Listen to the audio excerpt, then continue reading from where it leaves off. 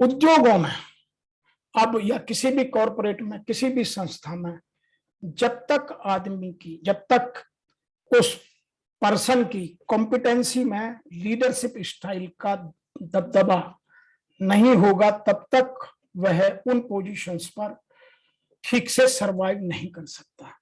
और उसकी leadership style के कारण आज के बदलते हुए इस प्रतिस्पर्धा के युग में और विश्व स्तरीय प्रतिस्पर्धा में, चाहे वह क्वालिटी की बात हो, चाहे वो प्रोडक्टिविटी की बात हो, चाहे वो कॉस्ट की बात हो, इन सब चीजों में कोई भी ऑर्गेनाइजेशन तब तक सफल नहीं हो सकती जबकि उसकी लीडरशिप स्टाइल एक दूसरे के साथ मैच कर एक कंजीनियल एनवायरनमेंट ना जनरेट करती हो। इसीलिए आज हम लीडरशिप पर बात कर रहे हैं, और लीडरशिप इंक्लूड करती है सक्सेस को, लीडरशिप इंक्लूड करती है पावर ऑफ पोजीशंस को, ऑर्गेनाइजेशनल इथिक्स एंड बिहेवियर को, support, trust, vision, mission, strategy, set of skills, proficiency of competencies, influence, responsibility, accountability, idea, teamwork, coordination, decision making, goal setting, forecast, इन सब बातों को वह निर्धारित करती है। तो आज वर्तमान में किस ऑर्गेनाइजेशन में किस तरह की लीडरशिप की आवश्यकता है, यह है जानना। और जो नई टीम हो रही है वह अपनी कौन सी लीडरशिप स्टाइल को डेवलप करे, उन दोनों के बीच कोऑर्डिनेशन होना बहुत आवश्यक है। और वर्तमान में जो स्टाइल ऑफ लीडरशिप है वह 7 तरह की लीडरशिप बहुत पॉपुलर है। आइए तो हम उन 7 स्टाइल की आज बात करते हैं। सबसे पहली स्टाइल है ऑटोक्रेटिक। ऑटोक्रेटिक स्टाइल का मीनिंग है डू एज आई से, जैसा मैं कहता हूं वह करो। जो टॉप लीडर होता है वह यह कहता है। इसका मतलब है, इसका जो पर्पज है वह है उस ऑर्गेनाइजेशन में अपना कमांड और कंट्रोल अप्रोच को डेवलप करना चाहता है। और यह कहां सक्सेसफुल है? जिन ऑर्गेनाइजेशंस में क्रूशियल डिसीजन मेकिंग की आवश्यकता है, क्योंकि ऑर्गेनाइजेशंस में ऑन द स्पॉट बहुत सारे डिसीजन लेने पड़ते हैं, जहां आपकी नॉलेज, आपका एक्सपीरियंस, आपका एक्सपोजर आपको मदद करता है। तो यह ऑटोक्रेटिक स्टाइल ऑफ लीडरशिप वहां बहुत सक्सेसफुल होती है। दूसरी है अथॉरिटेटिव। ये लोग विजनरी होते हैं, पहले एक विजन बनाते हैं, फिर मिशन बनाते हैं, फिर उसको अचीव करते हैं और अपने विजन और मिशन में पूरी टीम को इन्वॉल्व करते हैं। इसलिए आपने देखा होगा हर ऑर्गेनाइजेशन आज की डेट में अपना एक विजन और मिशन बनाकर उसको अचीव करने के लिए टीम को डेवलप करती है। और सभी डिपार्टमेंट, चाहे वो एचआर है, फाइनेंस है, प्रोडक्शन है, सप्लाई चेन मैनेजमेंट है, मेंटेनेंस है, इलेक्ट्रिकल है, इलेक्ट्रॉनिक्स है, जो भी है, चाहे वो सर्विस डिपार्टमेंट है, चाहे वो प्रोडक्टिव डिपार्टमेंट है, सबका कोऑर्डिनेशन होना बहुत जरूरी है।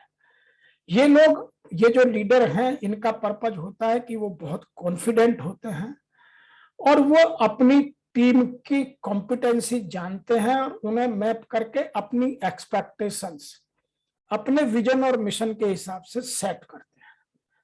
और ये उन ऑर्गेनाइजेशंस में ज्यादा सक्सेस होते हैं जहां क्लाइमेट ऑफ अनसर्टेनिटी ज्यादा होता है। और वर्तमान में तो हर कोई कहता है कि वो का पीरियड है, वोलेटाइल, अनसर्टेन, एम्बिगुटी, और इन चीजों को देखते हुए हम सब इन चीजों में अपनी लीडरशिप को चेक कर सकते हैं। नंबर 3 आता है पेस सेटिंग। पेस सेटिंग का मतलब है डू एज आई डू। ये लोग वो हैं जो खुद करके दिखाते हैं, जो खुद रोल मॉडल की तरह काम करते हैं। ये एक लोगों के साथ अपना पहले रोल मॉडलिंग करते हैं, कहते हैं जब मैं कर सकता हूं तो व्हाई नॉट यू। तो यह है उन ऑर्गेनाइजेशंस में बहुत इफेक्टिव होता है जहां उनको अपना गोल अचीव करने के लिए अच्छी टीम को ड्राइव करना पड़ता है और लोगों को मोटिवेट करके या उनका लेवल ऑफ एंगेजमेंट बढ़ा करके अपना आउटपुट बढ़ाना होता है। तो वहां इस तरह की लीडरशिप स्टाइल बहुत काम आती है। नंबर 4 है democratic. What do you think? ये अपने हर टीम मेंबर की ओपिनियन को काउंट करते हैं और वैल्यू करते हैं, उनसे पूछते हैं, और दे थिंक कि everybody is a contributor to the organization. ये इंफॉर्मेशन शेयर करते हैं, टॉप से बॉटम तक सबको कम्युनिकेट करते हैं, एम्प्लॉयज की ओपिनियन सीख करते हैं, एम्प्लॉय से बात करते हैं और उन ओपिनियंस को कद्र करते हैं। और ये उन ऑर्गेनाइजेशंस में बहुत ज्यादा सक्सेस होती हैं जिनकी टीम बहुत स्ट्रांग होती है, लेवल ऑफ ट्रस्ट बहुत हाई होता है, जिनकी क्रिएटिविटी बहुत अच्छी होती है और जिनकी ऑर्गेनाइजेशन में क्रिएटिविटी की बहुत ज्यादा जरूरत होती है। ये अपने एम्प्लॉय को डेवलप करते हैं और उसको ग्रो करने में मदद करते हैं। तो यह डेमोक्रेटिक स्टाइल ऑफ लीडरशिप बहुत पॉपुलर स्टाइल ऑफ लीडरशिप है।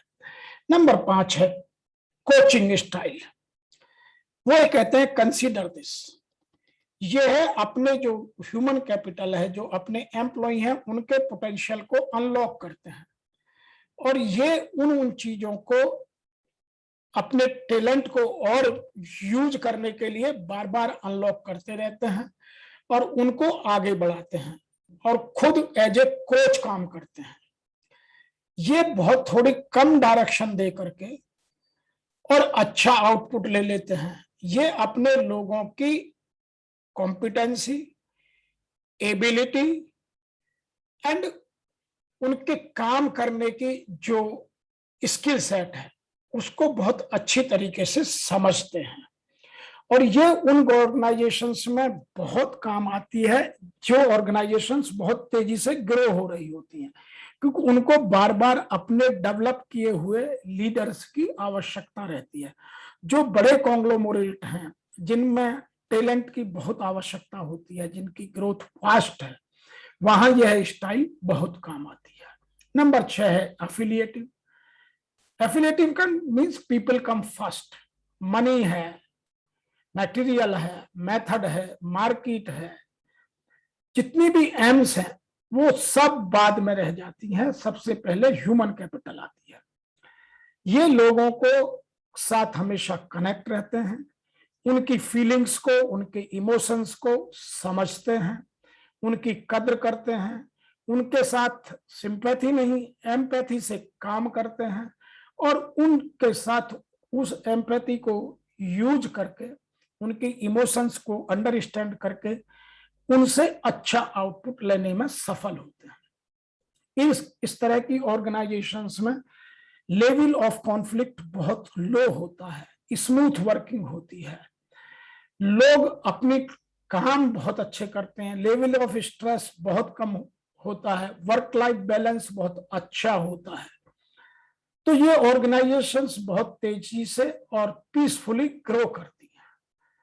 नंबर 7 आता है आपका लेजर्स फायर।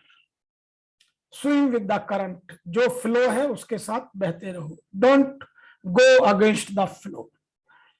ये अपनी जिन ऑर्गेनाइजेशन में कोई नया प्रोडक्ट नहीं आना, नया प्रोडक्ट मिक्स नहीं बनना, नई सर्विसेज को डेवलप नहीं करना, जिनको स्टेटस को मेंटेन करना है, जैसे एनजीओज होती हैं या जो गवर्नमेंट ऑर्गेनाइजेशंस है जिनका सेट पैटर्न होता है, उन ऑर्गेनाइजेशंस में यह स्टाइल बहुत काम करता है। और इस तरह के लीडरशिप स्टाइल में 2 बड़ी खामियां होती हैं। एक तो ये डायरेक्शन लेस हो जाते हैं, ये किसी को डायरेक्शन नहीं दे पाते हैं। दूसरा, ये किसी से क्रिटिकल गोल को अचीव नहीं करा पाते हैं। तो लेकिन इनके टीम के साथ संबंध बहुत अच्छे होते हैं, रूटीन में ये काम करेंगे, इसीलिए यह स्टाइल वहां बहुत काम करता है जहां लोग हाईली स्किल्ड हैं, हाईली एक्सपीरियंस्ड हैं, ऑर्गेनाइजेशंस पुरानी हैं, सिस्टम्स एंड प्रोसीजर्स सेट हैं, तो वहां रोजाना कॉन्फ्लिक्ट नहीं आता है और लोग सेल्फ स्टार्टर हैं। They think this is my organization, जिनका लेवल ऑफ एंगेजमेंट बहुत हाई होता है। तो यह भी एक स्टाइल है और यह बहुत सारे ऑर्गेनाइजेशंस में यदि ये सब खूबियां हैं तो यह बहुत अच्छे से काम करता है। तो ये 7 तरह की जो लीडरशिप स्टाइल है, यह ऑर्गेनाइजेशंस में डिफरेंट टाइम में देखने को मिलती हैं। और लीडरशिप स्टाइल के बारे में ऐसा कहा जाता है, nothing is right, nothing is wrong, it depend on the need of the organization, कि मेरे उद्योग की आज वर्तमान में आवश्यकता क्या है, यह उस पर निर्भर करता है। और आवश्यकता उद्योग की या कॉरपोरेट की बदलती रहती है, क्षण प्रति क्षण तो नहीं कहूंगा, लेकिन सार दर सार यह बदलती है, तो लीडरशिप भी चेंज होती है। लेकिन जो ऑर्गेनाइजेशंस स्ट्रांग होती हैं, जिनका सेट प्रोसीजर्स होते हैं, जो ह्यूमन कैपिटल को वैल्यू करते हैं, उनमें ये सब स्टाइल समय समय पर यूज की जाती रहती हैं। और इसको इसलिए समझना बहुत आवश्यक है कि कुछ लोग टेक्निकली बहुत साउंड होते हैं, लेकिन जो ये सॉफ्ट स्किल्स है लीडरशिप की, इसमें वीक होते हैं, तो वो ऑर्गेनाइजेशंस में मिसफिट हो जाते हैं, और कई बार उन लोगों की वजह से ऑर्गेनाइजेशंस भी सफर कर जाती हैं। जैसे नोकिया, उन्होंने अपने जो कॉम्प्लेक्सिटी मार्केट की थी, टेक्नोलॉजिकल चेंज था, उसको टाइमली असेस नहीं किया, और उन्होंने पेस सेटिंग नहीं की, और वो पीछे रह गए। आज दोबारा से उनको फिर मार्केट में आने के लिए मेहनत करनी पड़ रही है। कुछ और ऑर्गेनाइजेशन है, जब उनके किसी प्रोडक्ट की पीक परफॉर्मेंस होती है, वो अपने प्रोडक्ट को बंद कर देते हैं, नया प्रोडक्ट ले आते हैं, क्योंकि वो मार्केट में हमेशा क्रिएटिविटी और इनोवेटिवनेस चाहते हैं।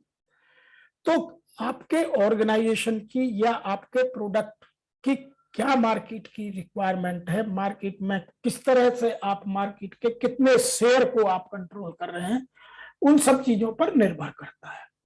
जो टॉप 5 फॉर्चून कंपनियां, 500 फॉर्चून कंपनीज हैं, उन सब में इन स्टाइलों को समय समय पर देखने में, बदलने में, सेट करने में मजा आता है। और उनके जो लीडरशिप है, वो समय समय पर खुद अपने आप को चेंज कर लेते हैं, इसीलिए वो ऑर्गेनाइजेशंस कंटिन्यूअसली ग्रो करती रहती हैं।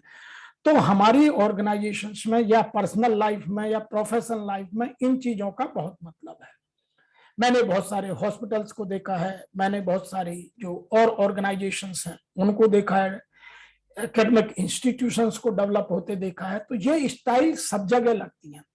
तो इसलिए इन सबको जानना, इनको गहराई से समझना, अपनी ऑर्गेनाइजेशंस की नीड के साथ मैच कराना बहुत आवश्यक है, जिससे आपकी लाइफ, आपकी टीम की लाइफ स्मूथ, अच्छी और बढ़िया बन सके, ऑर्गेनाइजेशंस में पीसफुली काम हो सके, और ऑर्गेनाइजेशंस की ब्रांड बिल्डिंग बहुत बड़ी बन सके। यह तभी संभव है जब हम इन चीजों के मिक्स को समय समय पर ठीक करते रहते हैं।